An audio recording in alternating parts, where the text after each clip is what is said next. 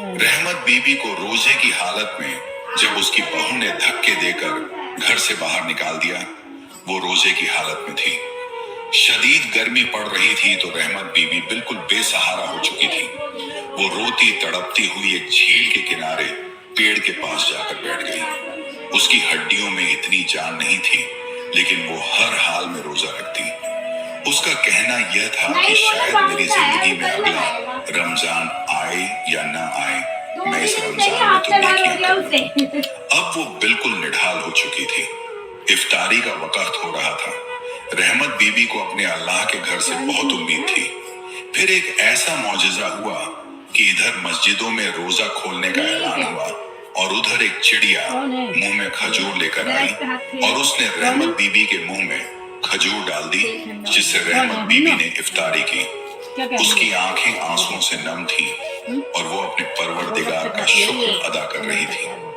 अब जैसे जैसे रात हो रही थी, रहमत बीबी को जंगल के खौफनाक जानवरों से दहशत आ रही थी, लेकिन वो यह नहीं जानती थी कि अल्लाह पाक ने उसके लिए एक ऐसा वसीला बनाकर भेजा जिसका वो तसव्वुर भी नहीं कर सकती थी। जब रात का आलम हुआ तो फिर अल्लाह पाक ने रहमत बीबी के सहारे के लिए एक ऐसे अल्लाह के नेक बंदे को भेजा।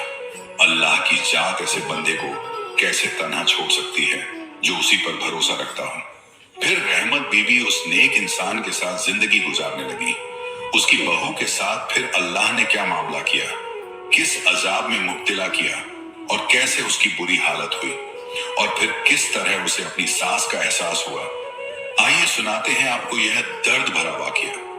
एक छोटे से गांव में एक बूढ़ी औरत रहमत बीबी अपनी बहू के साथ रहती थी।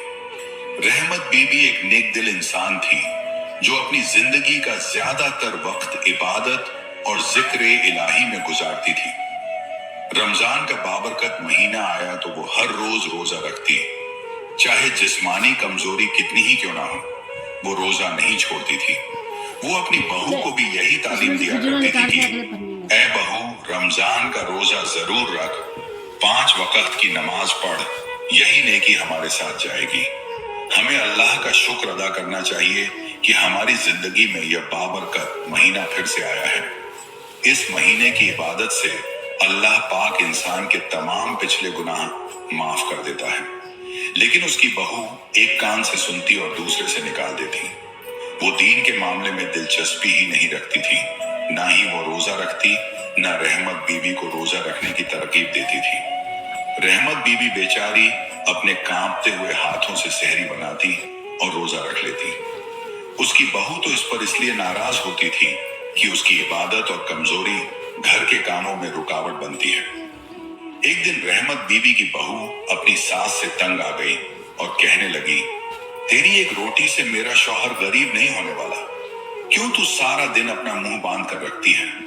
मैंने तुझसे सारा दिन काम लेना होता है और तू काम से जान छुड़वाने के लिए रोजा रख लेती है। हमारे इतने भी बुरे दिन नहीं आए। हमारे घर में रिज्का की रेल पैल है। रोजा तो वो लोग रखें जिनके घर में खाने का सामान नहीं होता। रहमत बीबी की आंखों में यह सुनकर आंसू आ गए।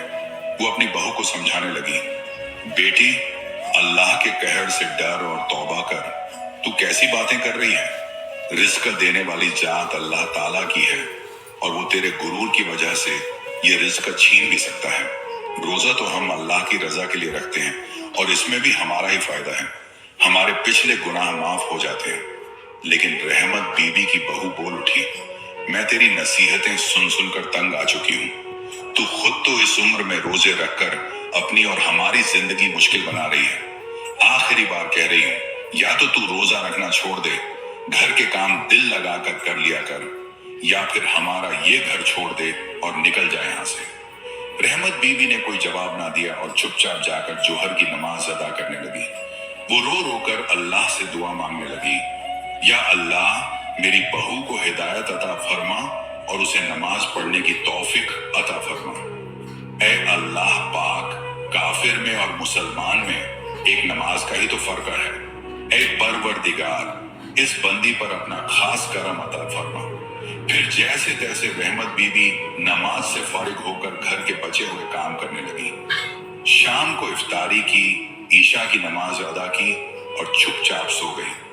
अगले दिन फिर रहमत बीवी बहुत से चोरी चोरी उठी और धीरे धीरे बर्तनों को हाथ लगाने लगी ताकि शोर से कहीं उसकी बहू उठ ना जाए और फिर उसे रोजा रखने से मना ना कर दे।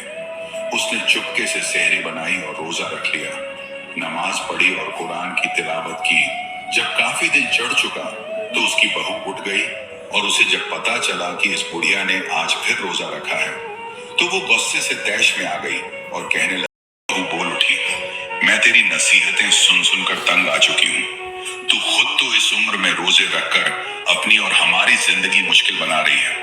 आखिरी बार कह रही हूँ, या तो तू रोजा रखना छोड़ दे, घर के काम दिल लगाकर कर लिया कर, या फिर हमारा ये घर छोड़ दे और निकल जाए यहाँ से। रहमत बीवी ने कोई जवाब ना दिया और चुपचाप जाकर जोहर की नमाज अदा करने लगी। वो रो रो कर अल्लाह से दुआ मांगने लगी, या अल्लाह मेरी बहू को हिदायत अता फरमा और उसे नमाज पढ़ने की तौफीक अता फरमा। ऐ अल्लाह पाक, काफिर में और मुसलमान में एक नमाज का ही तो फर्क है। ऐ परवरदिगार, इस बंदी पर अपना खास करम अता फरमा। फिर जैसे तैसे रहमत बीबी नमाज से फारिग होकर घर के बचे हुए काम करने लगी। शाम को इफ्तारी की, ईशा की नमाज अदा की और चुपचाप सो गई। अगले दिन फिर रहमत बीबी बहुत से चोरी चोरी उठी और धीरे धीरे बर्तनों को हाथ लगाने लगी ताकि शोर से कहीं उसकी बहू उठ ना जाए और फिर उसे रोजा रखने से मना ना कर दे। उसने चुपके से सेहरी बनाई और रोजा रख लिया, नमाज पढ़ी और कुरान की तिलावत की। जब काफी दिन चढ़ चुका तो उसकी बहू उठ गई और उसे जब पता चला कि इस बुढ़िया ने आज फिर रोजा रखा है तो वो गुस्से से तैश में आ गई और कहने लगी, आज तुझसे मैं इतना काम लूंगी कि तेरी नस्लें याद रखेंगी और तुझे पता जाएगा कि जिद क्या होती है। फिर सारा दिन रहमत बीबी की जालिम बहू उससे घर के काम लेती रही, लेकिन रहमत बीबी के अंदर तो जैसे अल्लाह पाक ने ताकत अता कर दी हो। उसने सारे काम हिम्मत से कर लिए। जब अस्र की नमाज पढ़कर फारिग हुई तो रहमत बीबी के बेटे ने सऊदी अरब से कॉल की। समीरा ने जल्दी से कॉल उठाई। हालचाल पूछने के बाद उसके शौहर ने फौरन पूछा, माँ का क्या हाल है? माँ क्या कर रही है? तुम उसके रोजे तो अच्छे से रखवा रही हो ना? तुम उसकी खिदमत तो कर रही हो ना? तो समीरा के तो रंग उड़ गए, लेकिन रमजान के मुबारक महीने में ही झूठ बोल दिया। कहने लगी, मैं तो कितनी बार माँ जी को समझा चुकी हूँ कि शाम को कुछ फल वगैरह खा लिया करें, कुछ दूध पी लिया करें, लेकिन माँ है कि मेरी सुनती कहाँ है। रोजा रखने के बाद इंसान में कमजोरी आ जाती है, उम्र का भी तो तकाजा है ना, लेकिन माँ मानती नहीं है। समीरा का शौहर बोला, कोई बात नहीं, तुम खुद खिला दिया करो, मेरी माँ से बहुत प्यार करना, मेरी माँ ने मेरे लिए बहुत सी कुर्बानियां दी हैं, और चल। काफी दिनों से मैं काम में मसरूफ था तो मेरी बात माँ से नहीं हो सकी। समीरा जल्दी से रहमत बीबी को मोबाइल पकड़ाकर उसे आंखें निकालने लगी, यानी कि अपने बेटे को वो कुछ न बताए। रहमत बीबी सहम चुकी थी। उसने अपने बेटे का हालचाल पूछा और बहुत सारी दुआएं अपने बेटे को दी। रहमत बीबी का बेटा कहने लगा, माँ, मैं ईद पर जरूर घर आऊंगा, फिर हम इकट्ठे ईद मनाएंगे, बस कुछ दिनों की दूरी है। और यह सुनकर मेरे दिल को बड़ी तसल्ली हुई कि तेरी बहू तेरा बहुत ख्याल रखती है। मैं कितना किस्मत वाला की दूरी है। और यह सुनकर मेरे दिल को बड़ी तसल्ली हुई कि तेरी बहू तेरा बहुत ख्याल रखती है। मैं कितना किस्मत वाला हूं कि मुझे एक अच्छी बीवी मिली। रहमत बीवी की आंखों से आंसू जारी थे और कहने लगी, हाँ बेटा, तेरी बीवी बहुत अच्छी है और मेरा बहुत ख्याल रखती है। ये कहकर कॉल काट दी। इतने में पास खड़ी समीरा रहमत बीबी से कहने लगी, रो तो ऐसे रही है जैसे नई नवेली दुल्हन की रुखसती हो रही हो। क्या कोई तेरा मर गया है जो ऐसे रो रही है? अब उठ जा, मैंने कुछ कपड़े धोने के लिए निकाल रखे हैं, जल्दी से धो दे। रहमत बीवी बोली, बेटा, आज मेरी तबीयत कुछ खराब लग रही है, हड्डियों में जैसे जान ही नहीं है। मैं सुबह तुम्हारे कपड़े धो दूंगी।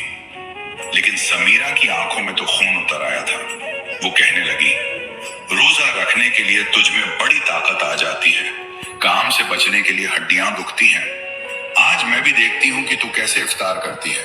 कौन तेरा रोजा खुलवाएगा? क्योंकि मैं तो तुझे आज अपने घर में एक पल के लिए रुकने नहीं दूंगी। उसके बाद उस कमबख्त औरत ने धक्के देकर उस बुढ़िया औरत को घर से निकाल दिया। वो बेचारी रोती रही, तड़पती रही। बहू, मेरा तुम लोगों के अलावा रोजा रखने के लिए तुझ में बड़ी ताकत आ जाती है। काम से बचने के लिए हड्डियां दुखती हैं। आज मैं भी देखती हूँ कि तू कैसे इफ्तार करती है। कौन तेरा रोजा खुलवाएगा?